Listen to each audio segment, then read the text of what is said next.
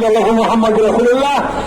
আজকে খুবই আমি কোনোদিন আপনারা দেখেন নাই 26 বছরের ভিতরে আমি কোনোদিন কোন বক্তব্য থেকে কোন কথা বলতে, কারণ আমি গান গাইছিলাম 92 এইরকম আমি খুশি হয়েছি। তারপরে আমাকে আপনারা দেখেন নাই কত বছর দেখেনি বলেন, প্রতিকে টেলিভিশন শিল্পে করা আমার নাম গন্ধও নাই।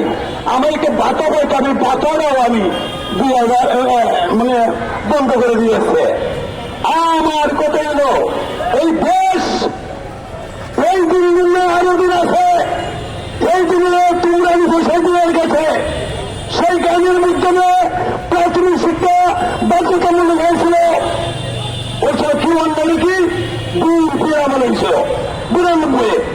আমার উস্তাদ হুমায়ুন আহমেদ এই গানটা লিখে দিয়েছিল। আমি আজকে অনেক বছর ধরিয়া খুব কষ্ট করতেছি, এই বয়সে আমি দাঁড়িয়ে আছি। এই 200 কাছে তোমরা নিছো, তোমাদের পাশে আমি আছি, আমি থাকতে চাই। ধন্যবাদ সবাইকে।